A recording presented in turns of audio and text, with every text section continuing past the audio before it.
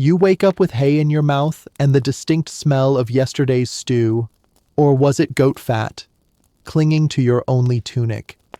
Outside, a rooster screams like it's being punished, and your younger brother is already chasing pigs barefoot across a muddy yard.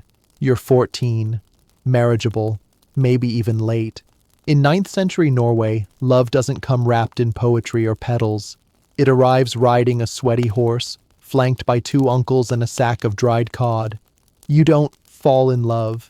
You get assessed, like livestock, but with less petting. Your father's been whispering about alliances, not feelings. Alliances. Because in the Viking world, marriage isn't about heartbeats or butterflies. It's about land, fertility, honor, and, most importantly, cows. 3 of them, if you're lucky. 5 if you have wide hips and a dead mother, less mouths to feed. You're not a daughter. You're a treaty with hair. The suitor arrives around mid-morning, sweating through a fur cloak that smells like it's been used to wrap cheese. His beard is braided, his fingernails black with soil, and he carries with him 2 things, a ceremonial axe and your future. You don't get a say. Not really. You might be allowed to listen, perhaps stand awkwardly near the door, while the men argue over your value. You're there, in theory, but your role is to blush, nod, and not fart. The negotiation is loud, theatrical, part bartering, part blood sport. The suitor's family makes their case. Good lineage, fertile goats, a second cousin who once saw the king from a distance. Your father counters with tales of your mother's robust calves and your skill with nettle thread. At some point, someone laughs, someone spits. A chicken wanders in. Still, no one asks you if you like him. That's beside the point. And then, the smell again. Goat fat, rubbed on the suitor's beard as a sign of virility, or perhaps it's just leaking from his lunch pouch. Either way, it fills the room like a silent vote of no confidence. If things go well, the munder is agreed upon. That's the bride price. Not a gift, but a transaction. A down payment on wombs and work. The suitor offers silver, weapons, maybe even a sword he claims belonged to a man who no longer has a head. If your father accepts, the deal is done. No candles, no choir, just a handshake, a belch, and maybe the sound of your younger cousin peeing outside. Congratulations, you're engaged. But don't get too excited. The real festivities, and by festivities, we mean legal rituals involving goats, blood, and bread so hard it could chip a tooth, come later. First, there's the festarmal, the betrothal feast. It's less about romance, more about demonstrating that your family hasn't been cursed recently. The mead flows, the pigs scream. Your uncle tries to sing a saga and ends up vomiting on a guest's foot. Meanwhile, you're taught how to bake flatbread without burning it, how to smile without showing teeth, and, importantly, how to detect when your future husband is drunk enough to mistake you for his cousin. It happens. That night, you lie awake on your straw mattress, listening to mice chew on the rafters. The wind howls, your gut knots. You wonder if he'll be kind, or if he'll leave for Dublin in spring and never come back. You wonder what marriage is, beyond the cold facts of alliance and chores. You wonder, for the first of many times, if love has any place here at all. But outside, your father snores in triumph. The cows are tied. The dowry is sealed. And somewhere in the smoke-scented dark, a man who smells like goat fat just became your destiny. Smoke-stained rafters, wolf pelts draped over benches, and the sour-sweet stink of fermenting ale. This is your auction block. Pretend it's a betrothal feast if that helps you breathe. But the truth is simpler. Today, you're weighed in silver, measured in cows, and stamped with a price before nightfall. 6 men with crusted beards crowd the hearth, claiming they're witnesses, though most are here for free mead. They scrape snow from their cloaks, squint at you like you're a particularly nervous calf, then turn to the business of numbers. One announces the suitor can offer 12 ounces of silver, 2 pregnant cows, and a wool cloak so fine it almost hides the lice. Your father clicks his tongue, offended on principle, then reminds them you can spin nettle thread so thin it slides through a ring. Translation: Your fingers will keep a household clothed even if the loom collapses.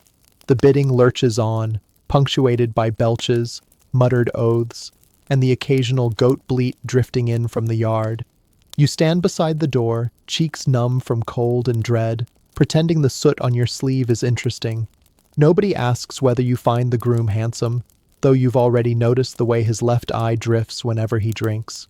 Instead, they ask your age, old enough to bleed, so old enough for contracts, then debate if the silver coins are pure or filled with pewter. One witness bites a coin, chips a tooth, and declares it genuine. Another lifts the suitor's cloak, sniffs, and mutters approval, as though the scent of wet sheep were proof of virtue. At last, an armful of coins clinks onto the table. Bride price settled. A legal rune board appears, waxed and ready. The scribe scratches your fate in neat strokes: groom's name, bride's name, cattle, silver, 1 loom, 2 goats, a half share in next year's barley. It feels like watching someone carve your heartbeat into wood you don't own. With a grunt, your father removes the heavy iron key from his belt, the key that guards the grain chest, the cheese shelf, the only barrel of ale still drinkable. He presses it into the suitor's palm. The room exhales. Ownership has changed hands. Even the smoke seems to drift in a new direction. You're handed a small linen bundle, your dowry. Inside, a comb of bone, a brooch of bronze, a whetstone wrapped in wool. If the marriage shatters, this chest is supposed to buy your way home, though everyone knows retrieving it will require more courage than crossing a glacier barefoot. Your mother, eyes shining from the bench, tells you the whetstone is for kitchen knives, but her grip lingers. Sharpen anything that saves your skin, the pressure says. Music tries to happen. A skald plucks a harp missing 2 strings and improvises a verse about hospitality so flowery it wilts halfway through. Meanwhile, your future husband raises a horn of mead, spills half of it down his beard, then laughs like thunder at his own fortune. You picture pouring hot tallow on that beard some winter night when the roof leaks and the cows cough blood, but the thought vanishes as quickly as it came. Someone shouts for more ale. Someone else claims your clan's cheese made a man blind once. Laughter ricochets off the beams, yet even in the chaos formality persists. An elder clears his throat and reminds everyone that if the groom fails to appear at the wedding within 3 seasons, the contract may be declared void, provided you can recite the dissolution in front of witnesses at both the threshold and the marital bed. He says it like a riddle, but the meaning is clear. Loopholes exist if you're brave enough to crawl through them. Your suitor stumbles closer. Onion and ale on his breath, excitement in his eyes. He tells you you'll like his mother. She only throws pots when she's happy. Then, without warning, he presses the iron key into your palm. A gesture to show confidence, perhaps? Or a test to see if your wrist is strong enough to hold it. The metal is colder than the air, heavier than you imagined. For half a heartbeat, it feels like power, but it's only responsibility dressed as privilege. The witnesses file toward the door, satisfied the bargain is sealed. Outside, dusk drapes the fjord in violet bruises. Snow begins to fall, slow, deliberate flakes that melt on your skin, each a tiny reminder that nothing here is yours, not even the weather. You watch the groom disappear into the swirl, talking loudly to his uncle about which cattle need castration. You're left clutching the key, the linen bundle, and the whetstone humming silently against your ribs. Inside, the fire pops and settles.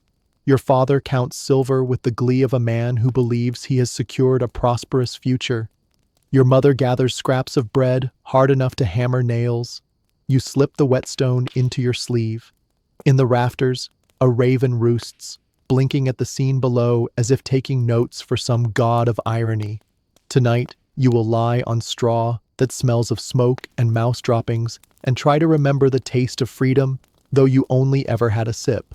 Tomorrow, you will practice smiling without showing teeth.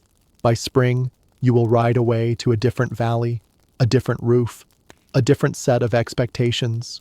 You hope the cows survive the journey. You hope the dowry chest stays locked. You hope you never need the whetstone for anything other than knives. But for now, the longhouse is quieting. The deal is inked in wax and blood memory, and your price has been paid. Beneath the soft hiss of snow on thatch, you can almost hear the tally marks of fate scratching one more line across your future. The feast has burned itself to embers. 3 days of drinking, singing, and slap fighting over slabs of salted pork have ended in a limp chorus of snores. Only the hearth still breathes, orange coals pulsing like a tired heart, and somewhere in the rafters a raven coughs, disapproving. You could melt into that darkness, except 6 witnesses refuse to let the night die politely. They shuffle toward you with dripping torches and faces shiny with sweat and curiosity. By law, they must see you and your new husband placed under the same blanket. Not because they're perverts, though some clearly enjoy the excuse, but because a marriage unwitnessed can be unmade with a single accusation. Your groom's uncle takes charge. He claps soot off his hands and calls for silence, as if anyone besides the half-conscious dog is still talking. Then he motions you both forward, through a corridor of fur-draped benches and overturned cups. Every step crackles straw underfoot. Every breath tastes of pine, ashes, and overripe mead. You keep your eyes on the floor, counting the bleached chicken bones scattered like runes, predicting either prosperity or dysentery, hard to tell. At the far end of the hall waits the bridal bed, a wooden frame thick as a ship's mast, stuffed with hay and layered in wolf pelts. The skins still carry the musk of the hunt, wet fur and cold blood, as if the wolves might snap back to life the moment you lie down. Above the headboard hangs a hammered silver Thor's hammer, meant to bless fertility. Beside it, an iron key identical to the one you received yesterday, symbol of your new authority over household stores. Symbols everywhere, yet none guarantee tenderness. Custom demands a small ritual. The oldest witness presents a sword, an heirloom with a blade darkened by time, and, rumor says, more than one murder. Your groom grasps it by the pommel, lifts it high enough for the firelight to skate along its edge, then slides it between the two of you onto the mattress. Metal meets straw with a hush. The point aims toward your feet, the hilt toward his. Tradition says the sword wards off evil spirits, but you note its more practical function. A reminder that steel, not vows, enforces order here. The witnesses file past for the final inspection. One nods approvingly at the sword. Another tucks a stray pelt around your ankles, whispering a joke about frostbite and wedding nights that you pretend not to hear. The last man, already dozing on his feet, mutters a half-blessing and promptly dribbles mead onto the floor. Duty done, they stagger away, leaving their torches in wall sconces so no one can later claim they saw nothing. The longhouse door slams, winter wind howls, and suddenly you are alone with a stranger who has paid for the right to call you by your own name. Silence. Except it is not silence. It is the low buzz of a fire guttering, the distant clink of someone relieving himself into a bucket, the crack of rafters shrinking in the cold. Your groom fumbles with his boots. The thongs knot. He curses under his breath, tries again, finally drags the boots off and tosses them aside. One lands upright like a sentinel, the other rolls into darkness. In the orange glow, he looks younger than you remembered, cheeks flushed, eyes glassy, a smear of soot across his nose. You see the moment he realizes performance is expected of him. Anxiety twitches at the corner of his mouth. If he fails to consummate the marriage, tomorrow's breakfast will taste of ridicule, and the union could be contested. Pride is on the line alongside property. He laughs, too loud, too sudden, then asks if you are cold. Before you can answer, he reaches for a pelt and drapes it over your shoulders. The scent of wet wolf and wood smoke envelops you both. He tries a compliment, something about your hair shining like moonlit ice. The words tangle, coming out half mutter, half gasp. You almost smile, surprised by his awkwardness, but caution clamps your jaw. Affection is a luxury. Survival demands calculation. Still, that flicker of humanity in his embarrassment softens the edge of the sword between you. He crosses his legs, sits, exhales. The torchlight accentuates scars along his forearms, thin, pale lines like faded tally marks. Sword practice, perhaps, or raiding.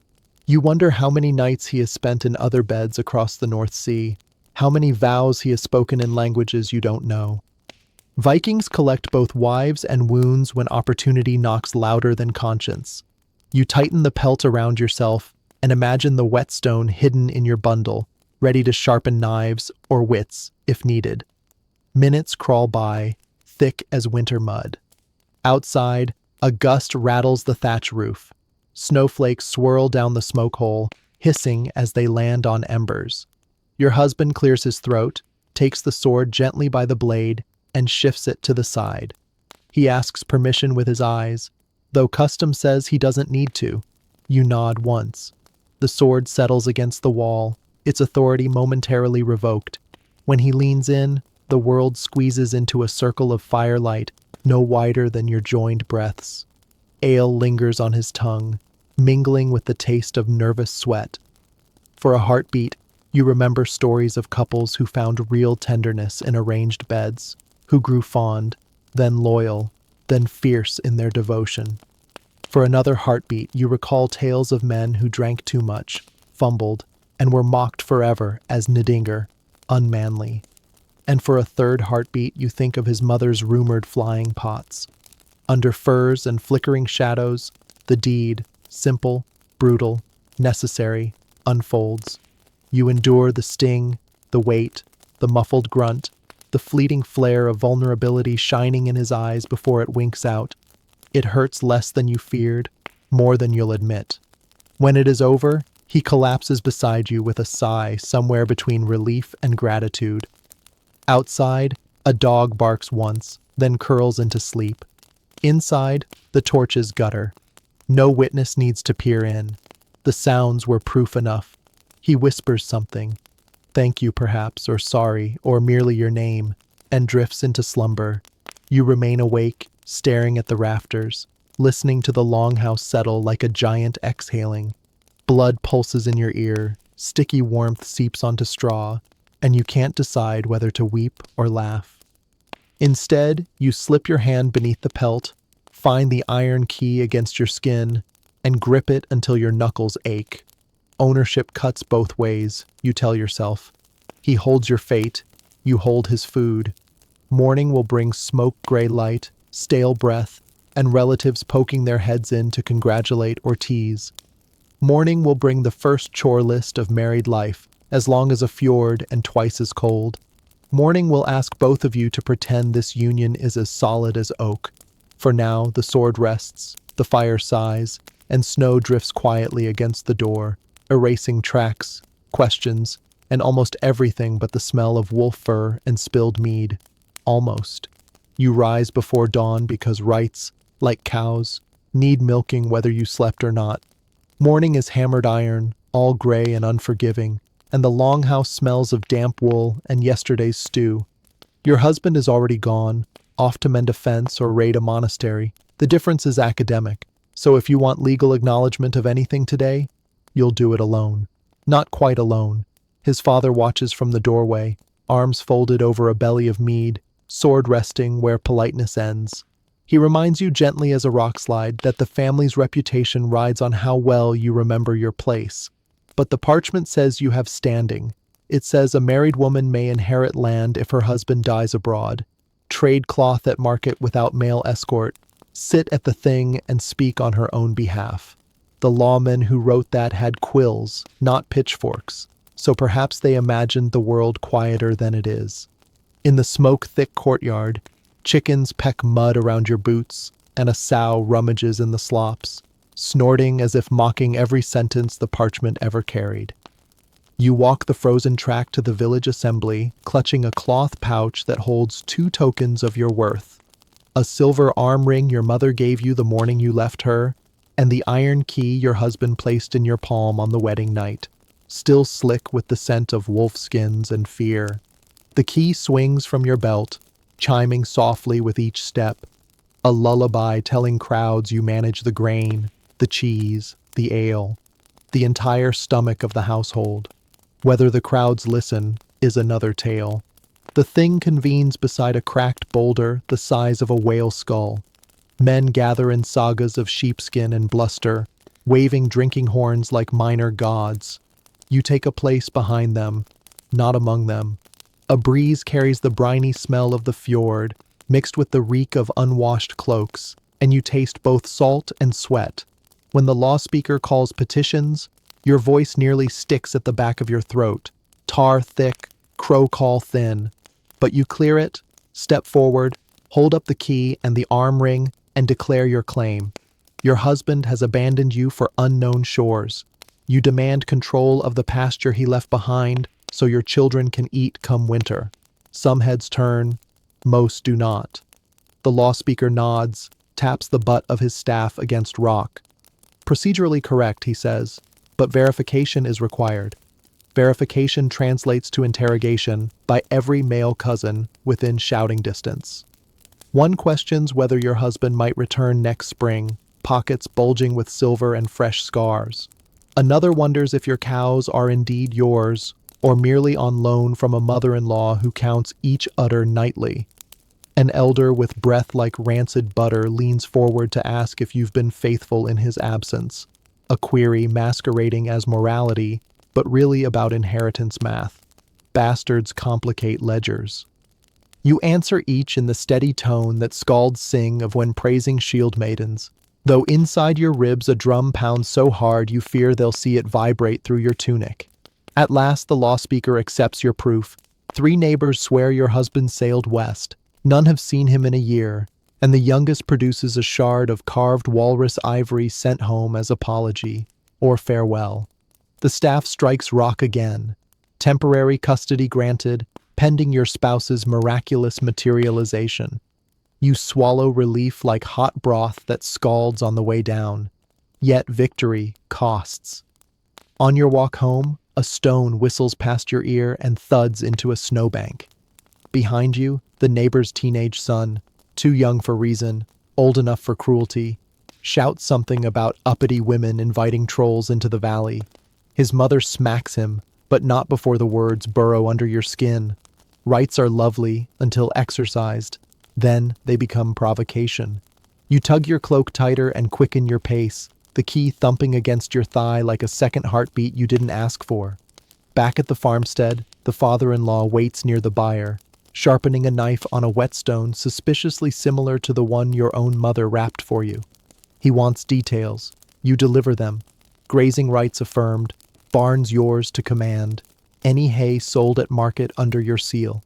He nods, then tests the blade with a thumb, draws blood, and smiles as though satisfied with both edge and message. Your stomach knots tighter than a sail rope in a gale. Evening drapes the valley in violet shadow.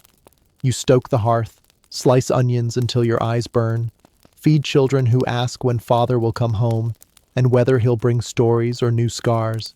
You tell them he will bring whichever the sea allows. After they sleep, you sit alone by the dying fire and polish the iron key with a scrap of linen, rubbing until your reflection wavers inside its dark curve. You wonder if the lawman ever imagined this moment, a woman counting embers, measuring silence, weighing one brittle legal victory against an ocean of male resentment. Somewhere beyond the ridge, wolves howl, sharp, hungry, honest. You envy their simplicity. They take what they need and leave bones gleaming in moonlight, answerable to no parchment. You close your fingers around the key until they ache. Tomorrow you will rise before dawn again, because land without shepherding turns feral faster than a rumor. Paper rights won today must be defended in sweat tomorrow, and the only armor you own is grit hidden beneath soot and homespun. Outside, frost tightens its grip on the earth, and inside, beside the hearth, you sit very still, listening to it crackle, thinking, so be it. Spring mud sucks at your boots while you yank the last frozen turnip from ground that still remembers January. He promised to be home before the river thawed. But the river is roaring now, fat with snowmelt, and the only boats you see belong to traders hawking glass beads and rumors. One swears he spotted your husband in Dublin, drunk enough to arm wrestle a bishop. Another insists he sailed south chasing Frankish silver. Rumors travel faster than ravens, and every version of him out there feels more real than the silence he left in your doorway. You mend fences that wine tried to tear loose, smear pitch into seams of the longhouse roof, cajole an obstinate cow to deliver a calf. She seems determined to keep inside forever. The calf finally slides out slick and steaming, bleats once, and you whisper a prayer that it lives longer than the last one. The prayer tastes of desperation and stale bread. No one hears except the dog, who cocks an ear, unconvinced the gods still tune in. At dusk, you balance on a stool to hang new fishing nets where the smoke can cure them. Children chase each other between benches, swinging wooden swords and shouting sagas you half remember. Heroes with names too grand for runny noses and muddy knees. You call them to the stew pot, ladle broth that's more water than meat, and pretend the missing chunks were eaten by trolls instead of absent husbands. They laugh, mouths ringed with grease, happy to believe in trolls because believing in the safe return of raiders hurts more when dawn proves you wrong. Night drifts in with a wet cough of fog. You lie on straw that crackles like tiny bones and roll to the spot he once filled. Still faintly smells of sweat and pine tar. Your fingers trace the hollow, as if Braille could decode his intentions. Did he stay away by choice or by spear? Sleep nibbles at you, timid, until a shiver of dread chases it off. You rise, throw more birch onto embers, and polish the iron key by firelight. No one warned how heavy that little symbol would grow in his absence. Authority is glorious until the roof leaks and the grain bins echo and every decision sharpens like a knife pressed to your ribs. A week later, a messenger arrives, cloak plastered to his shoulders, breath smoking in cold morning air. He carries a scrap of parchment smelling of seawater and fish guts, a list of spoils, foreign coins, a silk ribbon, half a monastery door that will earn him honor when he comes home by autumn. Autumn. You read the word until letters blur, then trace your finger beneath it, looking for the ink that says only you. Instead, you find something worse, a single line mentioning that land was granted in Northumbria, and he may need to establish local alliances. Alliances. You know what that means. Another woman stirring porridge with hands soft from lack of axe work. Another womb pledged to fill his foreign hall with heirs who will never taste the snow of this valley. Jealousy is too fragile a word for what blooms in your chest. It is moss on stone, silent, relentless, gripping tight even when you scrape it off. You feed the messenger, send him away with dried fish, and a smile that feels like biting iron. Then you pace the yard until your shadow circles every corner, thinking of ways to make yourself indispensable. More butter to barter, more cloth to trade, more neighbors indebted. If he brings back another bride, let her find a farm so woven into your fingers that to remove you would unravel everything. Summer arrives on the back of biting flies. The barley stands tall, green turning to gold, and you recruit every child who can lift a sickle. They complain. You promise extra honey if they harvest without whining. Honey is scarce. Bees died that freak frost 2 years ago, but scarcity makes a sweeter bribe. Sweat slicks their hair, shirts stick to skinny backs, yet they work, singing off-key rune songs that chase crows away better than any scarecrow. In quiet moments, you sit by the river, darning holes in wool leggings, watching dragonflies skim water that reflects a sky mercilessly blue. Across the current, pines whisper half-heard gossip. He might never come back. He might bring war home in his wake. He might be bones already, bleaching on a foreign beach. You toss a pebble at the water to drown their voices, but the ripples echo the possibilities anyway. Harvest complete, you host a small feast. The law expects hospitality, absence or no. Neighboring families arrive with loaves that could double as shields and jugs of beer sour enough to peel paint. They share news.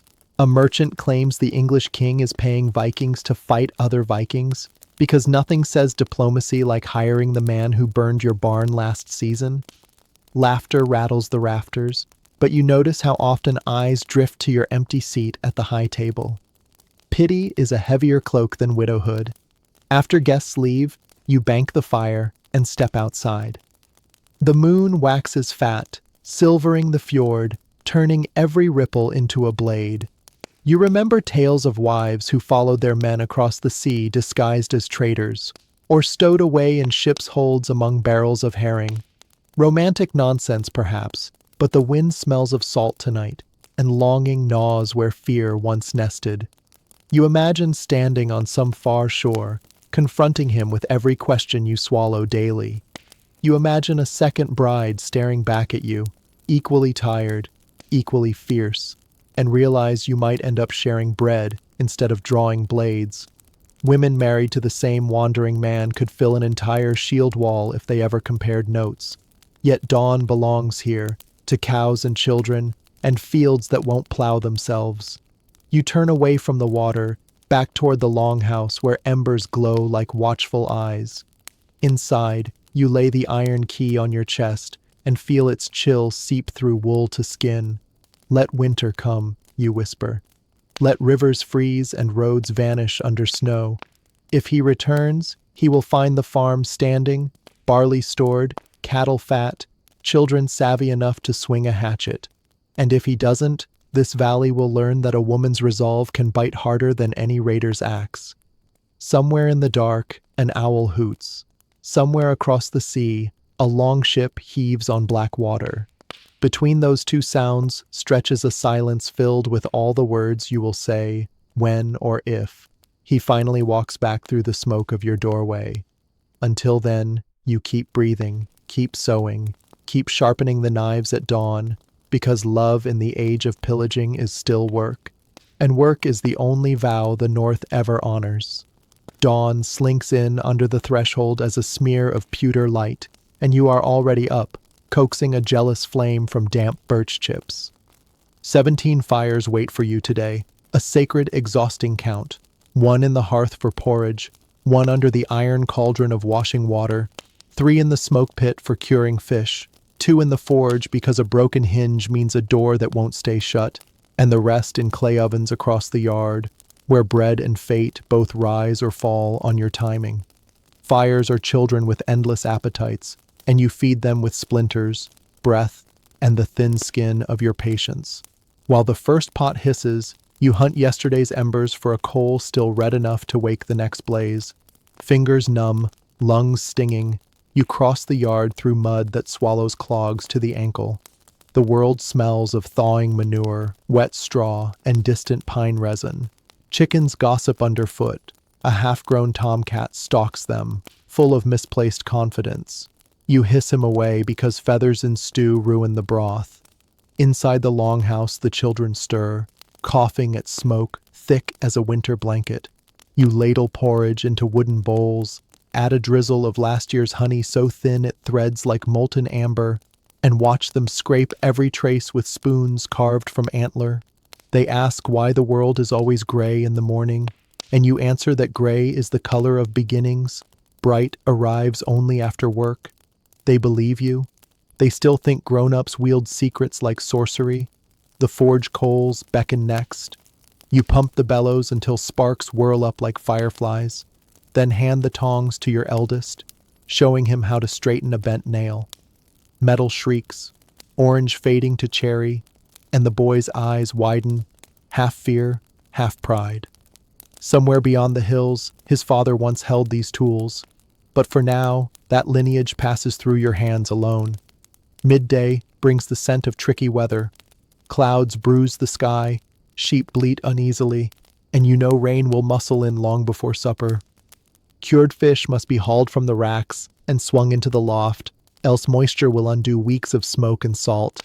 You call for half the village's nieces and nephews, extra arms paid in stories later, and form a ragged chain of small backs and bigger ambitions.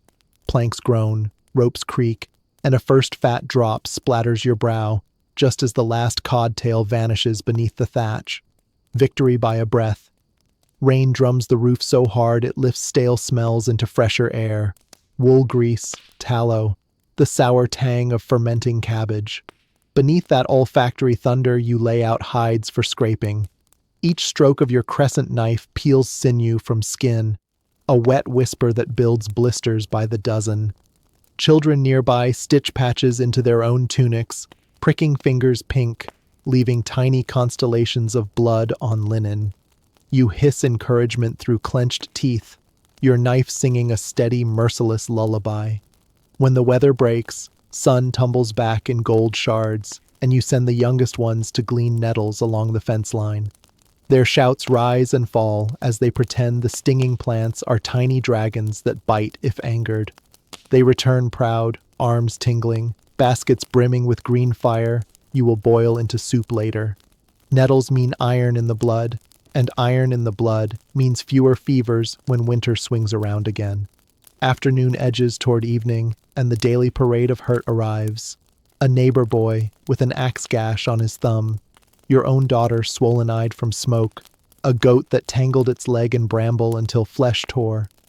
You pass poultices like blessings, chew willow bark to show it is safe, bind wounds with linen strips that were once a wedding shift you outgrew. Pain is a language. You've become fluent through practice. Smoke coils heavier as daylight slants amber through the smoke hole, throwing bars across rafters like the ribs of some slumbering beast.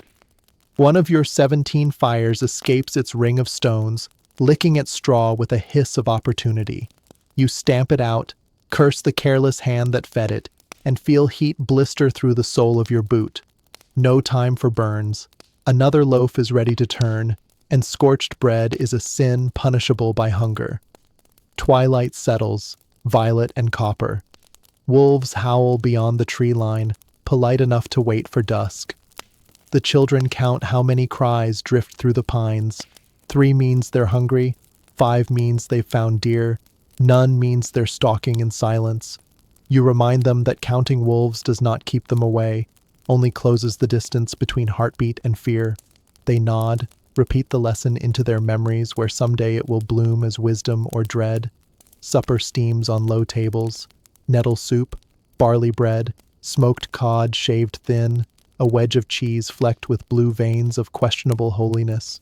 You eat last, always last, tasting only after confirming every bowl is filled. The soup stings your tongue, a green slap that wakes exhaustion into grudging alertness. Around you, chatter lifts. The forge nail held, the rain didn't flood the grain bins, the calf took to the teat, and the goat, well, the goat still limps. But tomorrow is another day, and you still own a whetstone and will. Night's final chore is mercy on iron. You walk the longhouse pressing your palm to every beam, feeling for cold spots where drafts sneak in. A candle stub guides you, dripping wax onto knuckles already raw. When you reach the marital bed, the empty space beside you feels less like absence today and more like room to breathe. You hang the iron key on a peg above your head, within reach, weighty lullaby against theft or doubt. Somewhere between the snoring dog and the soft crackle of spent logs, you count the fires backward in your mind. 17 down to 1, 1 down to embers, embers to ash. Sleep finally claims you, smelling faintly of nettles and singed wool, while the valley curls into shadow and the wolves resume their mathematics in the dark. A raven screams you awake just as the first contraction slices across your belly, a bright white pain that eclipses every other color of morning. The longhouse is still half dark, smelling of damp ash and stale goat urine, but women are already scrambling. Your mother-in-law barking orders, the neighbor midwife tossing aside a basket of turnips, your eldest daughter shoving fascinated toddlers out the door before they learn too much about blood too soon. Someone drags the iron-bound sword from its peg, plants it upright in the packed earth floor beside the bed, point down like a pledge. Steel glints where dawn can't yet reach. In its mirror, you glimpse your own face, sweat-slick, animal, nothing like the wary farmhand you were yesterday. They lay you on a pallet of straw and wool that still holds the scent of last year's lambing. You grip a strip of rawhide between your teeth because screaming is for funerals, not new beginnings. Outside, roosters crow. Inside, your world narrows to pulses and pressure. No priests here, only practical women with hands scrubbed by lie and winter. The midwife kneads your back as if working bread dough. Your spine cracks like thawing ice. She murmurs charms older than the sagas, promising Freya's blessing if you push hard and bleed little. Blessings feel flimsy, so you focus on the sword. Cold authority, impartial witness, insurance against spirits that fancy newborn souls. Superstition or not, its presence steadies you better than any prayer whispered through clenched molars. Another contraction hits, fiercer, knotted with fire. You bite harder, copper floods your tongue. The midwife instructs you to bear down, voice calm as snow. You obey, and the longhouse tilts sideways. Somewhere a dog yelps, likely kicked for hovering too close to the stew. Chickens clatter beneath benches, sensing upheaval. In the loft, cured fish sway like hanged men, creaking along with your every groan. Time stretches. Heartbeats become drumbeats. Drumbeats become distant thunder, until at last, thunder splits into a wet, guttural cry that is not yours. The midwife lifts a blood-slick bundle, quick as a hawk snatching a vole, then slaps life into purple lungs. The cry cracks open the hush. Children outside cheer though they can't see. A girl? A boy? No one says. First the midwife checks for 10 fingers and ambition in the lungs. She nods, satisfied. Your mother-in-law snatches the sword, lays its flat against the newborn's chest, a chilly kiss of iron meant to grant courage, though you suspect it's also a warning. This world loves steel, not softness. The cord is cut with a sliver of flint, tied with horsehair, the stump dusted in powdered moss to staunch infection. They place the baby against your skin, heat curling into heat, 2 furnaces stoked more by will than wood. Tiny fists flutter like moths. A heartbeat the size of a sparrow's wings thrums beneath your palm. Relief sweeps through you so violently you shiver. Relief and then dread, because survival is not guaranteed by first breaths. The midwife murmurs, you must keep the child warm, feed within the hour, watch for the gray tinge of bad lungs. You nod, already memorizing a new catalog of fears. Your father-in-law barges in uninvited, reeking of smoke and impatience. He peers at the infant, grunts approval when he confirms the parts that matter to men who count inheritance in sword arms. The midwife blocks his second step. He has no business here until you've bled clean and the afterbirth is buried. He blurts a toast anyway, swearing the child will one day plant an axe in some foreign king. Then he stomps back outside to slaughter a rooster in offering, a bright red flood to match the darker pool beneath you. The longhouse exhales. Women bustle. One scrubs straw, another threads a raw wool blanket into fresh linens. Someone else kindles a small fire beneath a hanging cauldron of water and pine resin. Steam blooms, masking blood with sharp evergreen.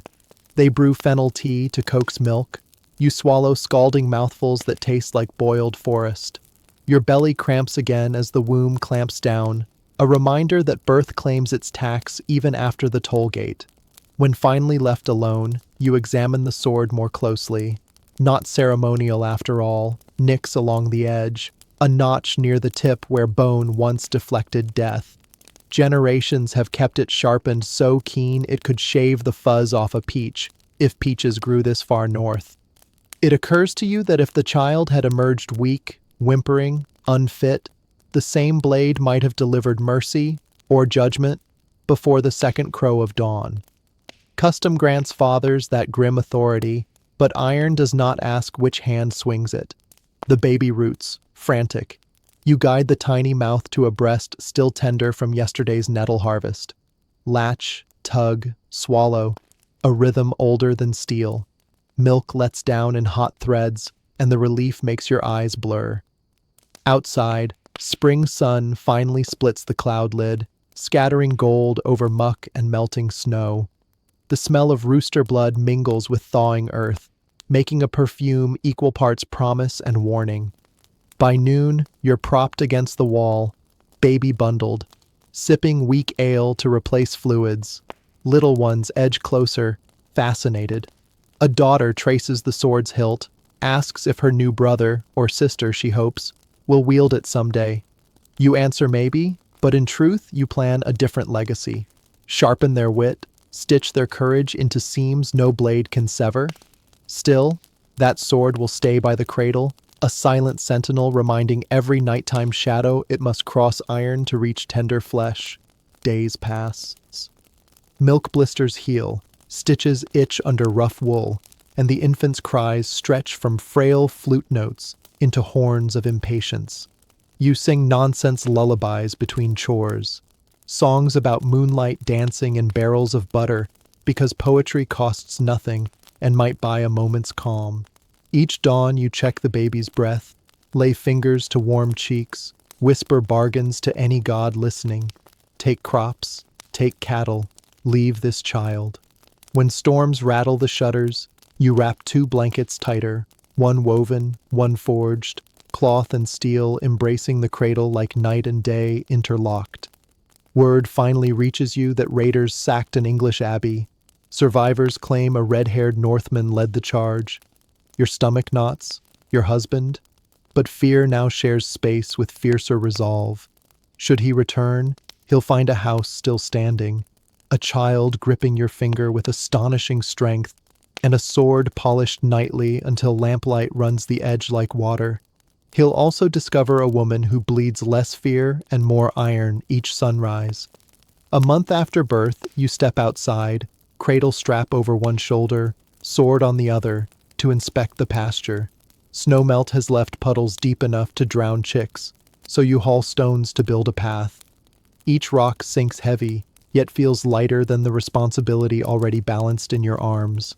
The child sleeps, breath puffing steady, unaware of the ancient blade reflecting sky beside the tiny face. You pause halfway across the yard, earthworms writhing in mud at your feet, mountains ringed in mist beyond the valley, and realize motherhood here is simply another raid. Blood, spoils, scars, and songs afterward, if you live. You nudge the sword's point into the ground, marking the spot like a flag, then lift it free again, because ownership never rests. In the reflection of its steel, you no longer see just a farm wife. You see a warrior of thresholds, defender of breath the size of a sparrow, and that is enough to keep the fires stoked and the cradle guarded until the next dawn drags its gray beginnings across the fjord. Night pushes against the walls like a giant's held breath, and you are awake, grinding dried henbane into powder, while everyone else dreams of easier things. Warm ale, soft moss, husbands who keep their promises. On the longhouse bench beside you lie bundles of tansy, juniper, yarrow, and a sliver of bear fat wrapped in birch bark. Each herb hums with its own rumor.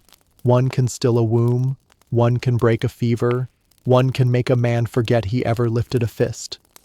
You learned their songs from the old woman everyone calls a vulva, a witch if you listen to frightened tongues, a priestess if you listen to winds rustling pine needles just so. She smelled of smoke and secrets, and she said knowledge is a blade hidden in linen, useful, silent, dangerous only when drawn. Your first lesson was caution. Never let them see the measuring. Men trust what they cannot name, as long as they only taste the sweetness on the rim of the cup. So you prepare your mixtures in the hush between the last wolf howl and dawn's first raven. Grinding stone circles the wooden bowl, whispering of muscles, bones, and earth older than law. You tap the powder into a goatskin pouch, tying it shut with gut string thin as fishing line. A single cough from your sleeping daughter nearly startles you into spilling everything, but the room settles, and the spear of moonlight threading the smoke hole fades as clouds thicken. At sunrise, the valley smells of wet resin. A cousin arrives, face gray, carrying a child limp as thawed fish. Fever, he says, and fear quavers in that one simple word. You set water to boil, leave him pacing grooves in the floor, and drop a clutch of yarrow leaves inside the pot. The aroma rises sharp, almost citrus, and you wonder how something so small can yank a child back from the cliff edge of death. The cousin clutches a good luck Thor's hammer and mutters that maybe the gods will notice. You do not correct him. Gods enjoy credit for work they never touch. By noon, the child's skin cools.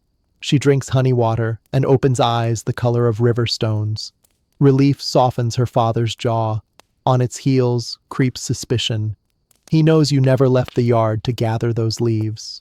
He knows your herb chest holds plants that bloom only under summer moons, plants that bite the skin if plucked barehanded. Gratitude and mistrust wrestle behind his teeth. He thanks you anyway, but his gaze sticks to the pouch of leftovers on the table, and you can feel the rumor forming, slow as mold. Late afternoon, your mother-in-law hobbles in with knees swollen like rotten apples. You mix salve from pine resin, bear fat, and nettle juice. She winces as you rub it in, yet by evening she walks steadier, praising the gods in the loudest voice she can find. Always the gods, never the granddaughter who spent half the night coaxing nettle stings into an unguent. Even so, her blessing, narrow and grudging, forms a shield of sorts. Accusing a healer of evil when her hands have eased your pain feels hard, though not impossible. Fear can melt gratitude the way summer sun destroys frost. Dusk brings a different visitor, a young man from the neighboring farm, cheeks flushed, desperate to conceal what he carries. A basket of mushrooms mottled with purple. He whispers that his bride wilts with each new moon, cannot keep food down, cries at wind. You recognize the mushrooms, deadly if boiled, soothing if dried and steeped with mint. Tonight you choose life, but you make him swear silence on his father's goats. He nods too quickly. Secrecy is seldom safe in mouths that eager. Still, you cannot let another woman fade to ash because her body wars with itself. So you send him home with careful instructions and a vial of brew that would fell an ox if mismeasured. Night again. Embers glow like old guilt. A knocking rattles the door. 3 men step inside uninvited. Your father-in-law at their head, a local chieftain behind, and the village priest last, eyes darting like mice. They say a goat died foaming at the mouth after licking puddles beneath your herb racks, that someone saw you gather wolfsbane on the last full moon. They say illness stalks the valley, and whispers claim your shadow moves wrong in moonlight. The priest lifts a small wooden cross as though it could pin you to the wall. The chieftain fingers the hilt of a say-axe, polite but ready. You stand between them and your children, back straight, pulse loud as drum beats in your skull. The sword by the cradle lies within arm's reach. You weigh odds. Steel against 3 men. Poison on the tongue of rumor. Your reputation balanced on a fingertip. But instead of drawing blades, you draw knowledge. Calmly, you point to each man's ailments. Arthritis screaming in one's knuckles. Stomach worms nibbling the other's sleep. A toothache hiding behind the priest's hymns. You list, in measured detail, the cures you have already provided their wives. Fever broken, milk returned, infant breathing. Every word is both statement and question. What will you wager to silence the hand that feeds your own house? Suspicion flickers, falters. The sword stays on hips, the cross droops. The men mumble apologies too small for the space they occupy. They leave with jars of salve and instructions to return the pots boiled clean, lest residue turn remedy into curse. When their footsteps fade, you sink onto the bench, shoulders trembling. Not fear, not entirely, exhaustion. The baby stirs. You hush him, hum an old lullaby about ravens eating the sun. Outside, wind slips through the gaps in the walls, carrying pine scent and distant surf. You imagine your absent husband hearing rumors of witchcraft upon his return. Would he defend you or fear you? Would he remember how your nettle soup kept his belly from rotting that winter slog south? Memory can be convenient, flint sharp in one direction, dull in another. Before sleep, you sort herbs by moonlight. Angelica for cough, tansy for worms, henbane for dreams. You tuck wolfsbane into a clay jar sealed with wax. Bury it under ashes, where only you will think to look. Power should be hidden, the vulva said, until the moment silence serves cruelty more than speech. That moment has not yet arrived, but tonight came close. You whisper thanks to whatever listens and promise nothing but vigilance. In darkness, the valley seems to hold its breath. Even wolves padding the ridgeline step softer when smoke from your hearth threads through trees. Somewhere out there, sickness and sword edges and loose tongues still lurk, waiting for a misstep. You lie down with eyes wide open, herbs hanging overhead like strange constellations, and vow that should dawn ever again deliver accusation to your threshold. You will meet it not with pleas, but with potions mixed to remind skeptics that the hand they fear is also the hand that saves. The letter arrives on a damp autumn evening, tucked under a clay flask that smells of foreign wine and salt. You break the wax and unroll the parchment, noting the unfamiliar hand, elegant, flourished, too graceful for any of the men who once shared your hearth. The words sit neat and smug. Your husband sends fond greetings, announces the birth of his healthy, bright-eyed bairn, and hopes you will rejoice in his good fortune. He offers no apology, only news, as casually as someone mentioning fair weather or ripe apples. At the bottom, another signature curls beside his, Ladjafa, wife in Christ, Dublin, wife, not concubine, not slave, but wife, penned without a tremor. Your teeth meet so hard, your jaw clicks.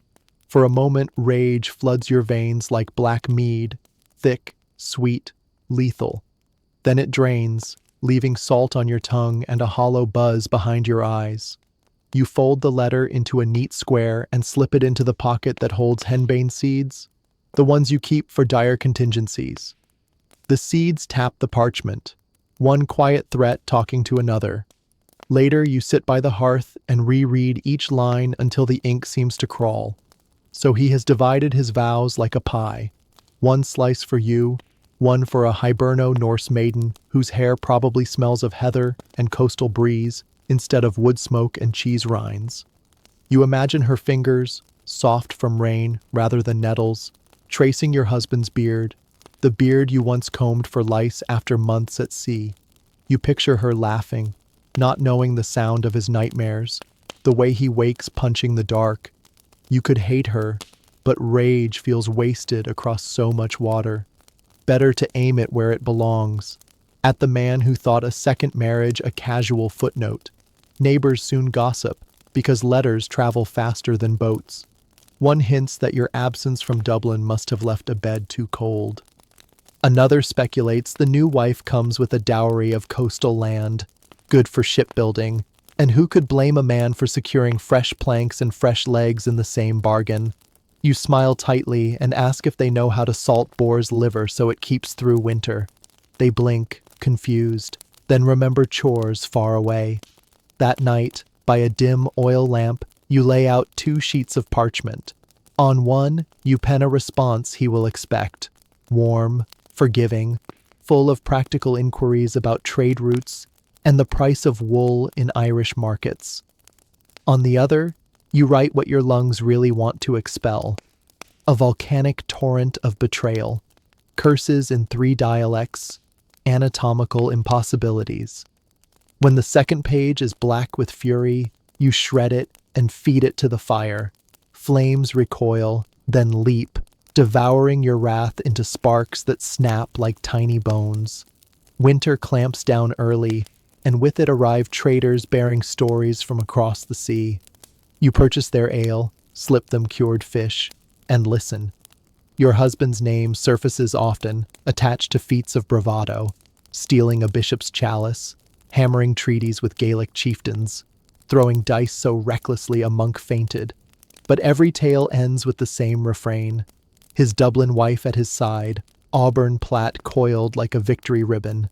You swallow each account as if tasting vinegar, letting the acidity etch resolve into stone. Snow piles against the longhouse walls, muting the world yet amplifying every interior sound. The baby's breath, the hiss of logs, the creak of your thoughts turning like millstones. You gather vellum scraps left over from accounting, copy old Norse laws in your best hand, clauses about unfaithful spouses, restitution owed, grounds for divorce. You memorize the words until they beat behind your eyelids when you try to sleep. But divorce feels too thin, a snowflake on a bonfire. You want something heavier. Come thaw, You load a small chest with smoked cheese, bright cloth, and the sword that guarded your child's first breath. You announce you will ride to market 2 valleys away, a common errand, no eyebrows raised. Except instead of turning south toward market stalls, you set your sled west, following the river toward the coast where ships cluster like gulls on fish guts.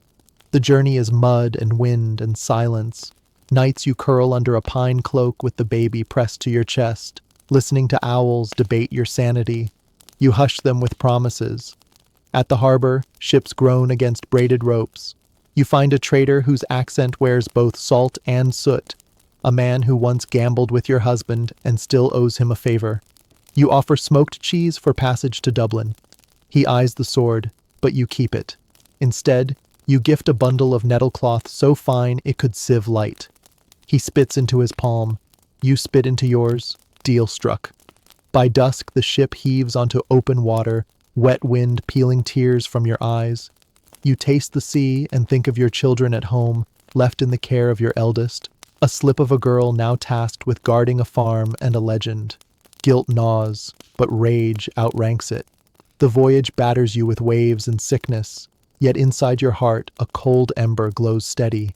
You feed it visions, your husband's face when he sees you at church mass beside his new bride, the hush rippling through pews like wind across barley. Or perhaps the scene will unfold in a mead hall, with ale sloshing and harp strings trembling as you step through smoke, sword naked in hand. Fantasy breeds courage, even if reality must compromise. Dublin rises from morning fog, wooden palisades bristling like splinters of ambition. You disembark, cloak swirling, child strapped firm, streets muddy as thawed graveyards weave between booths hawking amber beads, walrus ivory, and imported faith. Church bells toll, alien yet familiar. You follow rumor like a scent until you reach a timber hall painted with dragon heads. 2 guards bar your path, boys no older than your eldest. You lower your hood. Your husband's name spills out with a calm that surprises you, edged with an authority only grief can forge. One boy flinches, recognizing something in your gaze that weapons can't parry. He disappears inside. Moments later, a clatter, voices raised, and there he is. He looks older, heavier, success padding his arrogance. The sight punches air from your lungs, but the ember steadies you. His eyes flicker to the child, then to the sword at your hip, then back to your face. Words stumble off his tongue. Explanations, excuses, a plea for composure. You answer with silence so thick it feels like snowfall. When he reaches out, you step back, letting disgust speak. Behind him appears the Dublin wife, hair indeed auburn, green eyes wide. She sees you, sees the baby, sees the sword, and something passes between you, recognition that each of you is both victim and weapon. She gathers her cloak, stands taller, and offers you bread. Simple, warm, honest, you accept. Your husband sputters, baffled by this alliance. You and she exchange the smallest nod, an agreement sharper than steel. He will explain himself, in full, before either of you decides whether to swing blade or mercy. Night falls on a hall where 2 women sit at opposite ends of a fire, child sleeping between them, and a man paces in circles of his own making, trapped by vows he sliced into ribbons. Tomorrow will bring choices, divorce, division, or a coalition strong enough to command fleets. But for now, the flames dance, bread softens, and you taste an unfamiliar flavor on your tongue. Something like power, seasoned with possibility and salt. You take his measure in the flicker of peat fire, the Dublin wife at your side, the child between you. His eyes flick from your sword to her swollen belly. Yes, another is on the way. Then back to the iron hanging from your fist. He begins with apologies stitched from sea spray and ambition, but you raise a hand. Enough. Words have interest rates. You demand payment in deeds. The next morning, the 3 of you stand outside the hall at sunrise, where gulls scream and the tide sucks greedily at pilings. You plant your boots on the threshold plank. The Dublin wife mirrors you at the bedpost inside. In unison, you recite the old words. witnessed by 12 startled housecarls, declaring the marriage undone for broken trust and divided hearth. Your voice stalls only once, on his name, but you swallow the shard and push on. Finished, you lift the sword, lay its cold breath across his open palms. The bride price returned. Copper bites his skin. Shame reddens his cheeks. The law leaves him land rich, yet kin empty. You turn, cloak whipping sea spray, and step into a dawn that smells of kelp and reclaimed freedom. Weeks spool out aboard a Nar-bound home. The baby finds sea legs before you do, lulled by the groan of ropes and stories of star roads carved across black water. You count constellations and breathe tar, salt, possibility. When breakers finally boom against your valley's cliffs, you kneel and kiss ground that tastes of moss and iron. Divorce cost you silver and reputation, but both can be reforged. Breath, though, breath is priceless, and yours now fills lungs unshared. Back at the longhouse, neighbors eye you as though expecting frostbite to speak. Some call you brave, others whisper witch again. Divorce is a sharper spell than any herb. You answer rumors with work, mending roofs, scalding barrels, teaching girls to read runes so they needn't trust men to tally debts. Nights you oil the Dublin wife's final letter and set it aflame, releasing stored resentments like midges into summer dusk. Sparks rise, vanish, and something unclenches behind your ribs. Seasons turn. Merchants at the Thing mumble that your ex-husband sailed east with a berserker band, chasing tribute farther than maps remember. Good riddance, you mutter, feeding the forge new charcoal. Yet sometimes, when wind skulks through gables at 3 a.m, you notice the hush that once held the shape of his snore. Emptiness can echo louder than presence. You draft new alliances instead. A Sagaben's widow trades lumber for cured lamb. A thrall freed by your blade teaches your sons Greek curse words and ship carpentry. Your eldest daughter, no longer merely standing in, now stands tall, her own key swinging from her belt. She jokes that if she marries, she will demand goats, yes, but also books and a promise of monogamy written in blood or ink, whichever lasts longer. Laughter rings bright in rafters that used to tremble at raised voices. Winter again. Snow stacks against doorposts like unread sagas.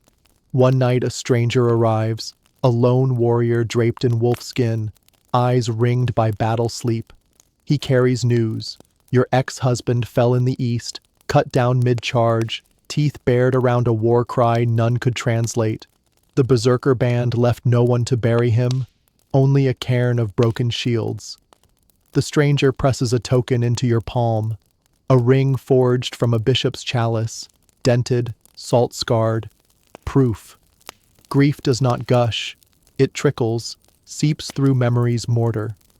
You set the ring beside the hearth, where icicles cannot nibble it, and whisper a farewell, thin as smoke. The Dublin wife deserves word. You send a message by merchant and include enough silver for her child's winter boots. Compassion costs less than vengeance, and warms more in January. Months slide by. Spring mud births green tendrils where axes once glinted. Children, now many, chase lambs through drizzle, their laughter a new weather. You teach them stories, how courage sometimes wields a blade, sometimes a sentence spoken twice at a threshold, always a spine held straight. They learn to stack rye loaves, to chant healing charms, to steer clear of nettles you haven't blessed. On the anniversary of your freedom, you drag the old bridal sword to the cliff above the fjord. Sea winds shriek, testing balance. You raise the blade overhead, steel flashing like trapped lightning, then hurl it into breakers roaring far below. Water swallows metal, thrums with finality. For a breath you stand empty-handed, surprised by how light you feel without ancestral weight. Then you turn inland, toward fields greening, smoke curling, the rhythmic clatter of looms singing futures. At supper that night, fire paints every face gold. The baby, now toddling, gnaws barley bread.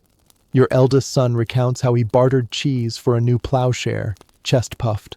You lift a cup of mead sweetened with late summer honey and thank the room for surviving another turn of the sun. In silence that follows, gratitude settles like warm fur, for nettles that feed, for laws that bend, for women who choose alliance over rivalry, for the luxury of breathing beneath a roof no blade threatens. Outside, twilight bruises the sky. Somewhere distant, raiders still sharpen axes, bishops still pray for walls high enough, wives still watch horizons with knotted guts. But here, this night, smoke rises straight into stars, carrying a scent of bread, pine, and something like peace. You stand in the doorway at dawn, rain skittering across the yard like thrown pebbles, and repeat the 7 words that will unmake a marriage. I take back the keys and the bed.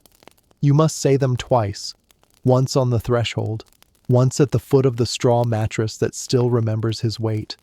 Your voice should not tremble, but it does, and every quaver feels like a drumbeat announcing the spectacle. Witnesses crowd the longhouse, eager as gulls around a gut pile. A cousin plucks lice from his beard while judging your courage. An aunt hides a grin behind her spindle. They've come for drama and recompense.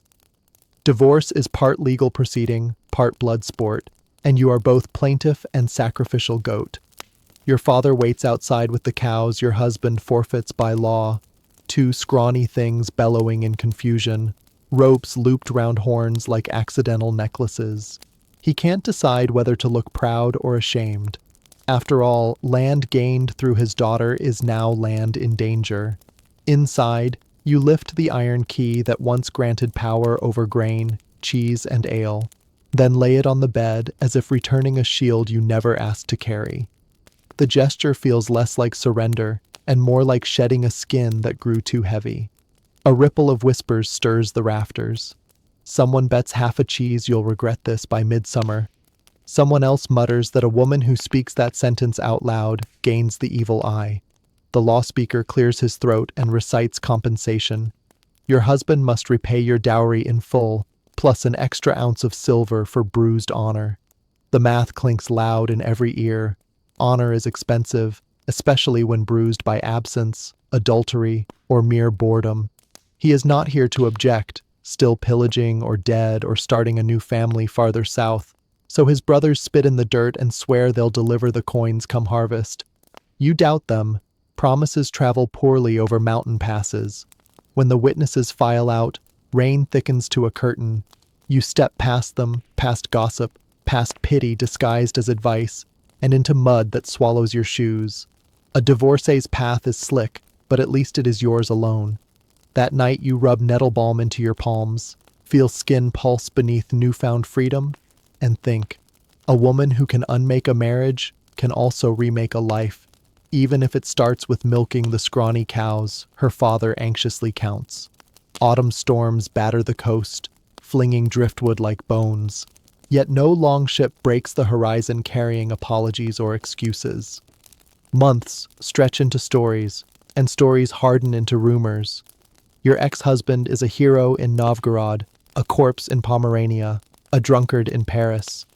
Each version reaches your valley on a different wind, and you stop chasing their truth because truth is water in winter, beautiful, brittle, willing to shatter in your fist. You farm alone now, hip deep in snow 1 week and mud the next. At night you mend sails for neighbors too old to thread needle eyes, trading stitches for butter and grains of news. Sometimes you catch yourself staring at the door when it creaks, half expecting a bearded silhouette to fill the frame. Habit, not hope. A traveling skald brings certainty. One frost-sharp dawn. The berserker band your husband joined marched east, never returned, and the only survivor sold the tale for a jug of ale. You listen without blinking, then ask whether the survivor kept your husband's axe. The skald shrugs. You press a wedge of cheese into his hand, send him on his way, and let the cheese muffle whatever prayer he thinks you should utter. Grief arrives late, quiet, apologetic, like an unwanted guest offering wilted flowers.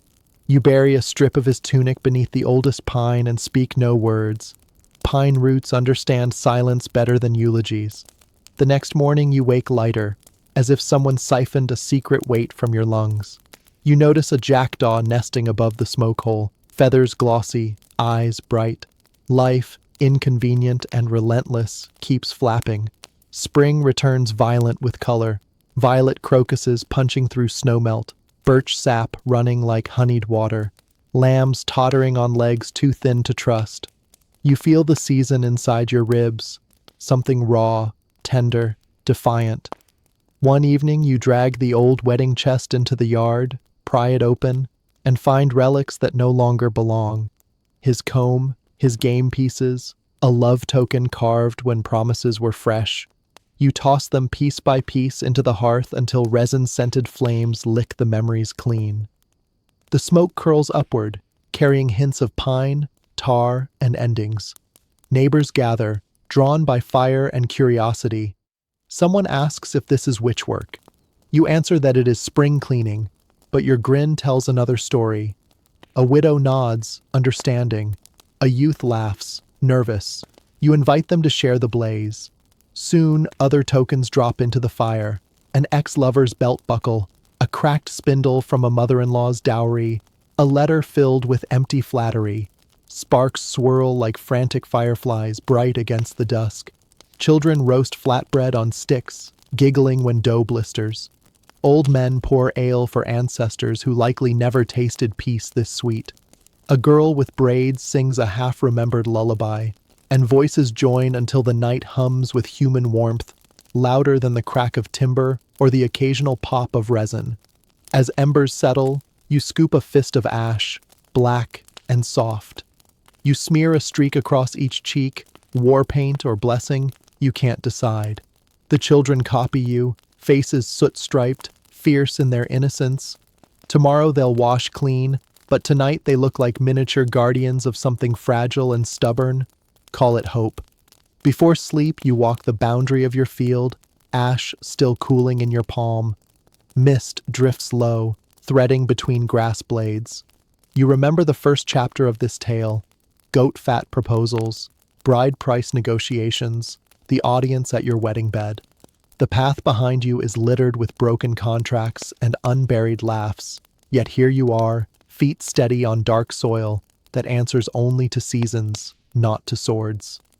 You kneel, press ash into the earth, and whisper a promise that steals the last breath from midnight. You will love again, maybe not one man, maybe not any man, but everything that stays when men leave. Firelight on rafters, barley bending to wind, children snoring like tiny bellows, the sweet grind of work that keeps hearts pumping and wolves wary. Smoke from the hearth drifts over the ridge, meets dawn halfway, and dissolves into color. Somewhere a raven shouts, indignant or blessed. Somewhere a distant sea hammers its endless argument against rock. You straighten, wipe ash from your hands, and walk back to the longhouse, already planning breakfast.